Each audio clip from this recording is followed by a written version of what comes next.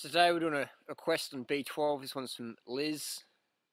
Hi, doing right. I've been reading the book Could It Be B12? I would like to know your opinion on B12 injections and you and Freely's experience with them. I've been taking sublingual tablets and now considering doing injections. Would like to know more. Discuss who should do B12 injections. Who should do B12 injections? That's an interesting one. This is a book I keep raving on about. Could It Be B12 by Sally Patchlock and Jeffrey Stewart. Really good book, interesting book to read. I mean, I read this a couple of years ago now, and it's definitely opened my eyes up to a lot more things. You know, a lot of people say that B12 deficiency is just a vegan thing, but if you actually read the book and read the clinical studies, this is not like, you know, some hearsay. This is clinical studies in this book, and it's full of them. So definitely a book I encourage people to read if you want to get up to date with the latest research and studies on vitamin B12, because it's a subject that always comes up. So educate yourself. Could it be B12? This one here talks about a 4-year-old boy diagnosed with autism, and they're using B12 therapy to overcome that. A 35-year-old butcher who started wetting himself and could no longer walk steadily, and an 86-year-old man who became delusional and killed his wife. A 54-year-old woman experiencing paranoid delusions and violent outbursts coupled with symptoms her doctor diagnosed as multiple sclerosis. So it's quite interesting. I've got a friend who was diagnosed with MS, and she got tested for B12. B12 was very low, so she started eating raw animal products. She was eating cooked animal products before, tested low on B12, started eating raw animal products with the intention to raise her B12 serum levels. Never happened. So she started taking supplements. That never happened either. So she resorted to B12 injections, and that raised the levels up. So pills didn't work, animal products didn't work, B12 injections worked. And now she's living a sort of normal life again, you know what I mean? She doesn't have the MS like she used to. She's working, doing what she wants to do. So that's a pretty miraculous recovery there. Another example is my housemate in Adelaide currently. He's been a raw foodist for over 10 years now, and he eats raw animal products. He had a low B12 level when he started the whole gig, and in the last decade he's eaten animal products, raw, organic, wild, grass-fed, all that stuff, raw organic animal products on a weekly basis since 2001, and 2 weeks ago we got his B12 serum level tested, and he's around the 220 range, around the low range. Too low for him.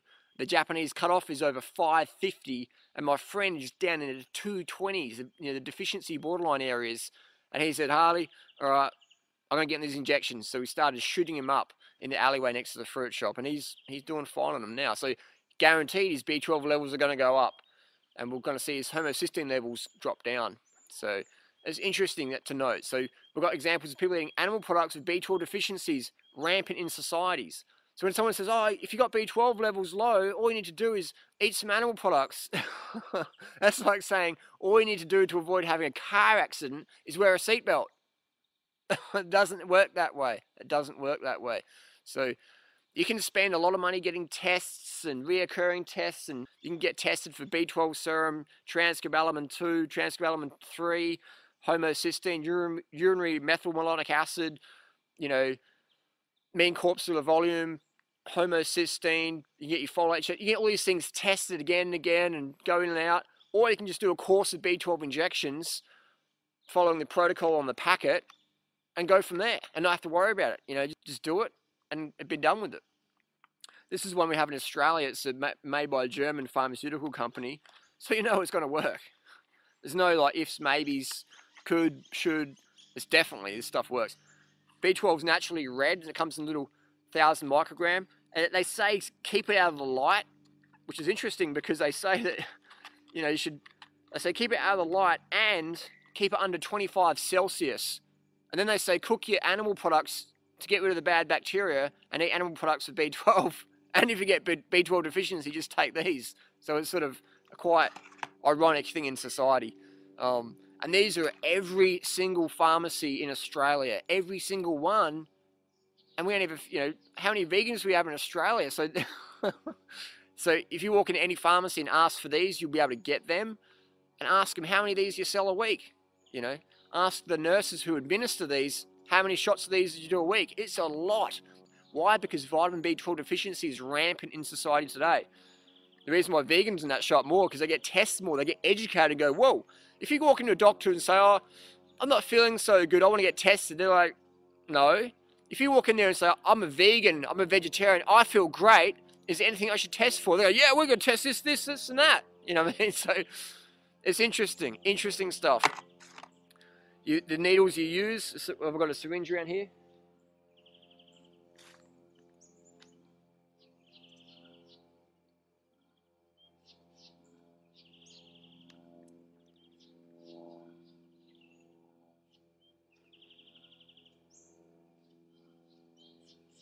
Can you hear that?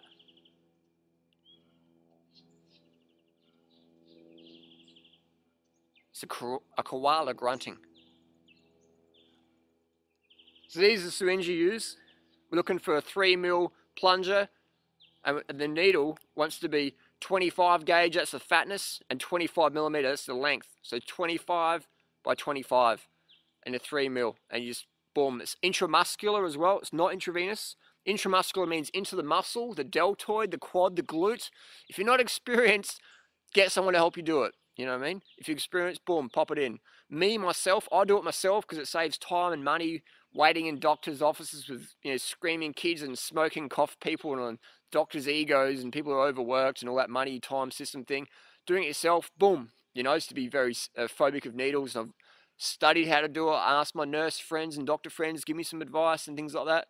No problems. On YouTube, you can look up how to administer vitamin B12 injections. Very, very simple, safe, and the most 100% effective way of getting your B12 levels jacked right up. Not a problem. So you can get syringes from your pharmacy drugstore. These are about 60 cents. And these are about $10 a box. So $3 per ampule. How often should you do them? Depends on the person, you know. I know if you look on a lot of bodybuilding forums, bodybuilders are doing 1,000 microgram injections daily sometimes. I think that's excessive personally. In the book, Could It Be B12? Their recommendation is 1,000 microgram injection daily for a week, and then once a week for a month. That's the 1,000 microgram injections, and then once monthly as needed. So that's the standard protocol. It might vary, you know, less or a little bit more depending on this person. So, but by following a standard protocol, you're going to have yourself covered. It's, you know, it's a safe thing to use. People go, oh, but there might be risks, Harley. There's risks of everything. I could get bitten by a snake. There's actually brown snakes that live here. They're actually in the top 10 most dangerous snakes in the world, you know. So I could get bitten by one of these eastern brown snakes doing a YouTube video. I'm just looking now because I actually did see one the other day. You know, so there's no eastern brown snakes around here. But yeah, there's risks in everything in life. You could eat a banana and choke on it. You know what I mean? So there's risks involved. There's no mercury in vitamin B12 injections. That was another question someone asked me. Is there mercury in B12 injections? No, there's not. There's acetic acid and sodium chloride. So, you know, it's fine. So basically, do your own homework regarding protocol for injections and protocol regarding frequency. I do them about once a month now, you know, heavy training, things like that, once a month. You know, another thing is people use vitamin B12 injections for getting lean, cutting up, getting toned. You know, B12 injections are very popular in weight loss clinics. I'm not promoting B12 injections for weight loss, even though that's what a lot of people do. I'm promoting them because I understand that a lot of people come over this lifestyle, like, as I did with celiac disease, Crohn's disease, a lot of, you know, adrenal issues, things like that, that are related to B12 deficiencies or can cause these things. So I'm promoting B12 injections for people who've had health issues in the past and just want to be, you know, be sure. It's not about becoming a hypochondriac and going, oh my God, what about this, what about that? It's just simple injections, boom, cheap, safe, effective, done, forget about it, you know what I mean? So people using them for weight loss and, you know, muscle building, sure, you know, you do that, but I'm not promoting it for that, so let's just be clear on that one. You know, even though people using them claiming that they get a lot better fat metabolism using B12 injections, I'm not claiming that, even though it's out there. So yeah, it's very, very simple thing. So what about sublinguals, Harley? You can do sublinguals. Well, sublinguals might work. B12 injections definitely work. So in a world of might or definitely, I'm going definitely. But you can do sublinguals if you want, whatever. You do whatever you want. I'm just giving my opinion and my experience in this video. What was another question we had? So what are the cons? Harley, what's the cons? Well, I'm trying to think what the cons are. For me, the cons were, what's the cons? Maybe a bit of like, sometimes it stings a little bit for maybe 20 seconds. Bit of a sting, just like just like nothing. That's the only con I can think of. It costs money. It's probably cost me $60. I've had probably, 25 injections in the last couple of years. It's probably cost me, 60, 70, $80. So a bit of money there. But I know a lot of people, depending on what country you're listening in, you can spend hundreds of dollars on testing, so that can be outweigh just, spending 30, $50 doing a course of injections and boom, jacking your levels right up there. So cons, I can't really think of any genuine cons. Genuine cons. Pros, well, you definitely take care of any vitamin B12 issues.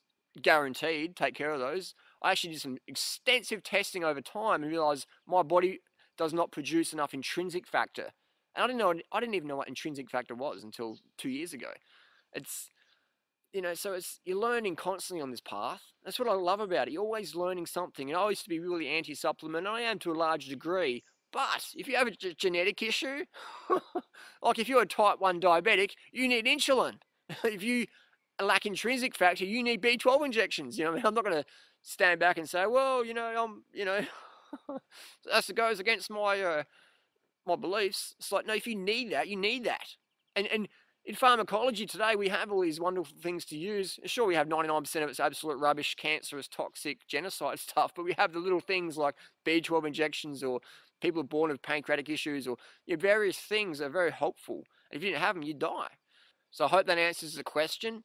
Does animal products raise your B12 levels? Definitely not, because if it did, no meat eater would have B12 deficiency, but we see meat eaters rampant in society. The Framingham study said 40% of their test studies had showed up B12 deficiency or low to borderline levels. My raw housemate animal eaters, B12 deficient. Actually, all of them have been. And I've given 5 different non-vegan people injections in the last fortnight. 5 meat eaters given B12 injections because they got B12 deficiencies. So anybody can have a B12 issue. Doesn't matter what you eat. If you're a vegan, if you're eating roadkill, whatever. Actually, one of my friends actually does physically eat roadkill. I'm not talking steak and chicken flesh. I'm talking roadkill from the car, highway. He eats that. He's still got low B12. So, you can raise your B12 with B12 injections, or you can think you're raising by eating animal feces, your own feces. I've got people who do that. The B12 is still low. That doesn't work.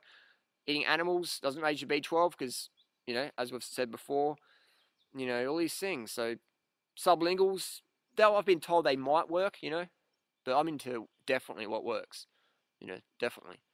So hopefully that answers the questions. I'm into definitely what works. That's why I do injections. Very safe, effective. Do your own homework. Learn more on the subject. Don't just dive right in there, but just, form new beliefs based on your own conclusions. My conclusion is that B12 injections are great.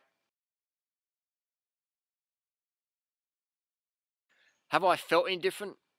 I can't physically or mentally say I have, even though I am running and cycling the fastest of my life ever. Yesterday, what's the date today? 8th. Yesterday, 7th of May, I rode up Corkscrew Road and set a PB. I've been riding that hill for 12 years, and yesterday is my fastest time ever up there, period. So I'm the fittest of my life. I don't know about you, but, I am. So I can't say it's just the B12 injections, and maybe it is, though. Maybe B12's got some sort of steroids, and I don't know. But yeah, but seriously, though, do your own homework, check it out, and read this book. Could it be B12 by Sally Patchlock? Thanks for watching. Any more questions? Sing out.